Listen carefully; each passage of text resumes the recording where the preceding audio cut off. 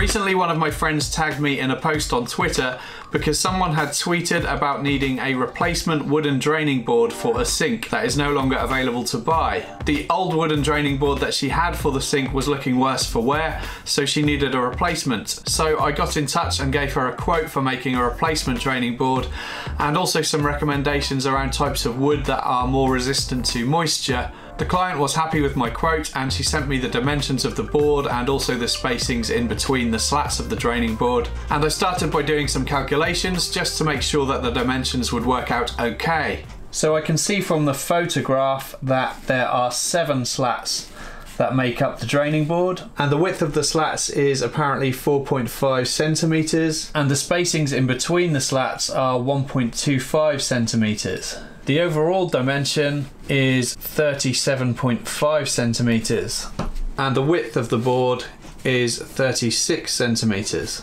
4.5 times 7 slats equals 31.5 centimeters, and 1.25, which is the spacing between the slats, times 6, which is the number of spaces between the slats, equals 7.5 centimeters. And if I add 31.5 and 7.5, that's 39 centimeters, which is 1.5 centimeters more than the dimensions that I was given. I think it's important to maintain the 1.25 centimeter spacing between the slats because that's where the plates are going to sit. So I know that 37.5 needs to be the overall length, and if I minus the 7.5 spacing, that gives me 30 centimeters. And if I divide that by 7 slats, I get 4.28 centimeters. So that is the width that I need the slats to be. So first I need to cut the slats, and they need to be 36 centimeters in length and 4.28 centimeters in width and 2 centimeters in height. For this build, I'd use a small slab of beech. First I'd cut a couple of pieces off the length of the slab using my circular saw, making sure that I had more than enough length for the size that the draining board needed to be. Because this beech hardwood is very dense, I made the cut in 2 passes, lowering the blade depth in between cuts to make it easier on the saw. I was really surprised at how clean this crosscut was. This was the first cut that I'd ever made with this new saw from Hitachi, and it had a brand new blade fitted, but even so I didn't expect it to look this good and smooth. So here I'm cutting off the second piece, and I figured these 2 pieces would give me enough material to work with to make the board. Before I could make any rip cuts at the table saw, I'd first need to cut a straight edge to reference against the table saw fence.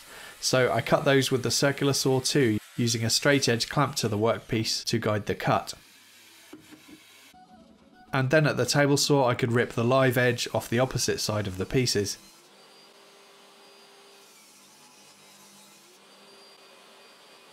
So the slats for the draining board would need to be 42.8mm wide, and the thickness of the slab measured 50mm, so to get the most out of these pieces I could simply cut it into 20mm slices to form the slats. But the slab was quite warped across the grain, so I set up my planer and first flattened the concave side of the slab.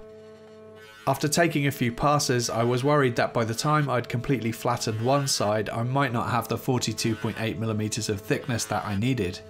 So I decided to make a rip cut at the table saw, roughly halfway through the slabs, before going back to the planer and getting the pieces perfectly flat.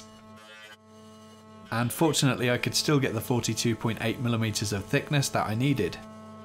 Then I planed one of the edges square to the newly flattened face, and then I could do the rest of the planing through the thicknesser to get each piece to a consistent 42.8mm thick.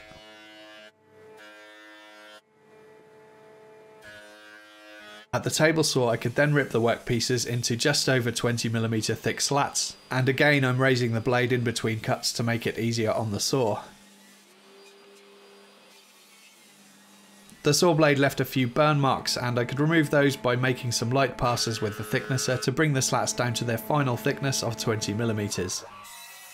At the miter saw I could then square up one end of each slat, and then I set up a stop block at 360mm to cut them all to their final length.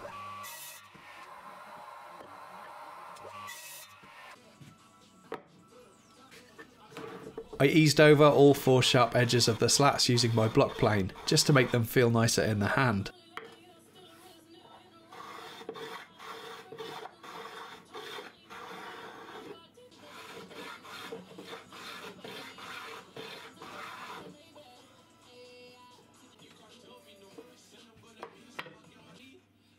Next I needed to cut 2 more pieces of beech for what I'll refer to as stretchers because I'm not sure what else to call them. These pieces would run perpendicular to the slats on the underside of the board to hold the board together. And they would need to be half of the thickness of the slats, so 10mm, and they will later sit inside housing joints in the slats. I cleaned those pieces up with light passes through the thickness of 2 and cut them to length at the miter saw. To cut the housing joints in the slats, I'd use my crosscut sled. I first set the blade height to the thickness of the stretchers. On one of the slats I used my combination square set at 30mm to mark up where I wanted the joints to be cut using my marking knife. I then offered up one of the stretchers so that I could mark up the width of the stretcher onto the slat. Then I could line up the table saw blade with the knife mark that I'd made onto that slat. I set up a stop block onto my sled and made a cut on each end of each slat.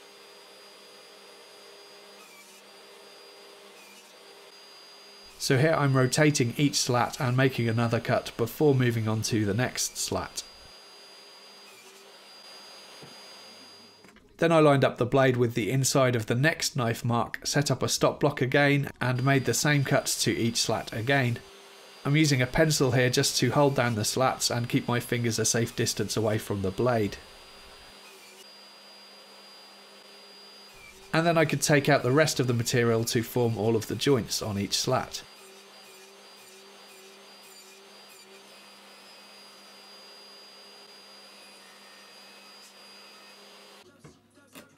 I used a chisel to clean up the joints.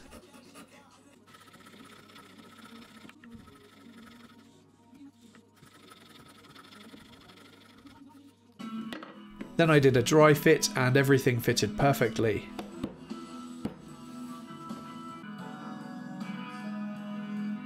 I added some waterproof wood glue to the joints. And then I used a piece of wood that was 12mm in thickness as a spacer to space out each slat.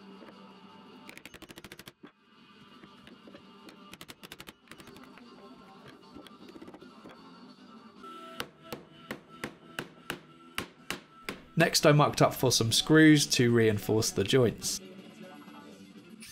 I drilled pilot holes with a countersinking bit and then added the screws.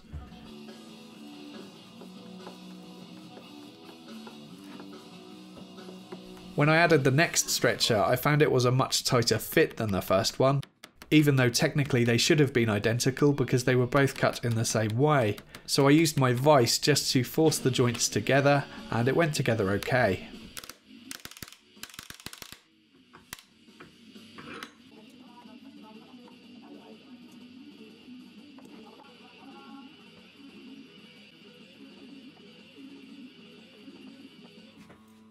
I added a second row of screws to each stretcher too. I sanded the board with my random orbit sander and eased over the sharp edges too.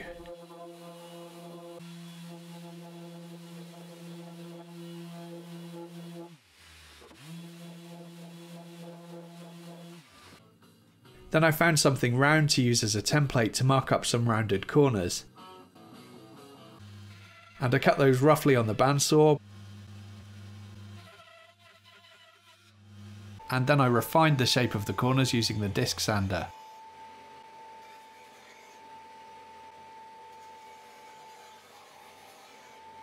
And then I did some hand sanding on the edges.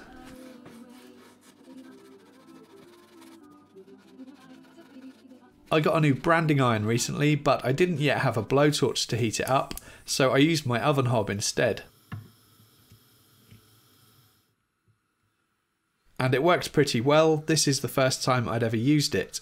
For finish, I decided to use mineral oil as it's food safe. I started applying it with a cloth, but I really wanted to get as much of the oil into the wood as possible to help protect it from moisture. So I ended up pouring it on liberally and giving it kind of an oil bath on my kitchen worktop. It would have been better to use some sort of container to hold the oil and let the draining board just lay in it soaking it up, but I didn't have any containers big enough and this worked okay. I just let it sit for several hours, rotating it and swirling it around every so often.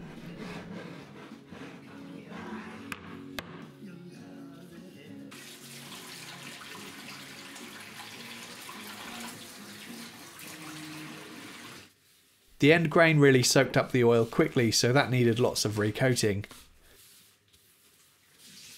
Once the oil had soaked in, I wiped off any excess and did a quick light wet sanding with some 400 grit wet and dry paper to keep it nice and smooth. And then I recoated with a final coat of the mineral oil. The final job was to add some rubber feet to the bottom, and I checked the photos of the old boards so that I could guess at the placement of them to try and match the original. I drilled pilot holes and screwed them on.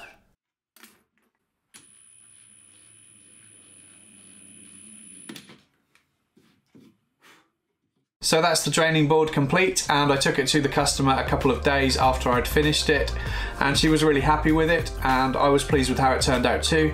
So it was a successful project. The project took around 5 hours to complete, and here is a photo of it in its new home. That's it for this one. Thank you for watching.